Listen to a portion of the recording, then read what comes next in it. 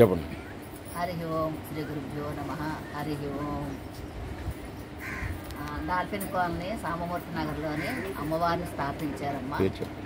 అమ్మవారిని స్థాపించారు. ఇక్కడ మా లలిత గ్రూప్ తరఫున ప్రతి సంవత్సరం ప్రతి ఏటా కూడాను 1,00,000 కుంకుమార్చన లలితాదేవికి చేస్తాము. అమ్మవారు నామప్రీతి, నామం అంటే చాలా ఇష్టం అమ్మవారికి. ఈ 9 రోజులు కూడా ఘనంగా మేమందరం మహిళలు వచ్చి చేసుకుంటూ ఉంటాము. ఈరోజు ప్రత్యేకంగాను 1,00,000 కుంకుమార్చన చేసామమ్మ. 35 మంది వచ్చి చదువుకున్నాము. 5 సార్లు 4 సార్లు చదివాము. ప్రతి ఒక్కరు కూడాను లోక కళ్యాణం కోసం చదువుతున్నాము. మేము ప్రతి ఏ పని చేసినా ఏ ఆధ్యాత్మలకు ఉన్నా లోకశాంతి కోసమే మేము అమ్మవారినే కాదు అయ్యవారినే కాదు ప్రతి ట్రిప్ కూడా మేము ఆ నామ సంకేతం చేయడానికి కారణం లోకశాంతి కోసం చేస్తున్నాము. ఇలాగ ప్రతి ఒక్కరు చెయ్యాలని అమ్మవారిని వేడుకుంటున్నాం. సెలవు తీసుకుంటాం. సనాతన ధర్మం అంటే ప్రతి ఒక్కరు హిందువుగా ఉండి హిందువుగానే మెలగాలి, హిందువుగానే బతకాలి, హిందుత్వంలోనే ఉండాలి.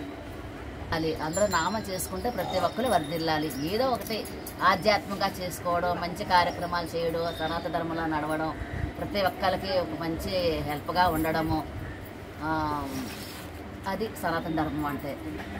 అమ్మవారి అవతారాలు ఏముందండి? అమ్మవారే వస్తున్నారండి చెప్పండి. అమ్మవారి అవతారాలు 9 అవతారాలమ్మా. మరి వాళ్ళు ఇంకా చదవాలంటే మాకు బుక్లో ఉంటాయి. ఓకే. నమస్తే, నా పేరు మౌనిష. నేను సామమూర్తి నగర్ నుంచి మాట్లాడుతున్నాను. ఈరోజు మా డాల్ఫిన్స్ కాలనీలో అమ్మవారిని నవరాత్రులు 9 రోజులు ఘనంగా జరుపుకుంటాము. అండ్ భక్తులందరూ కూడా వచ్చి ప్రతిరోజు ఇక్కడ సహస్రనామాలు కానీ ఖడ్గమాలు కానీ ప్రతిరోజు నామాలు చదువుతూ భక్తులందరూ కూడా అమ్మవారి కృపక పాత్రలు అవుతాం. ఈరోజు ఈ సందర్భంగా మేము 1,00,000 కుంకుమార్చనలు జరుపుకున్నాం. దీని కారణం ఏంటంటే 25 మంది 4 సార్లు చదవడం వల్ల అది 1,00,000 కుంకుమార్చనగా మారింది. దీని యొక్క కారణం ఏంటంటే అమ్మవారికి 1,00,000 కుంకుమార్చన సమర్పించడం వల్ల ఆ విగ్రహానికి ఉన్న శక్తి మనందరికీ ప్రజ్వలిస్తుంది. దీని ద్వారా భక్తులందరూ కూడా అమ్మవారి కృపకు పాత్రలు కాగలరు. Thank you. నమస్తే.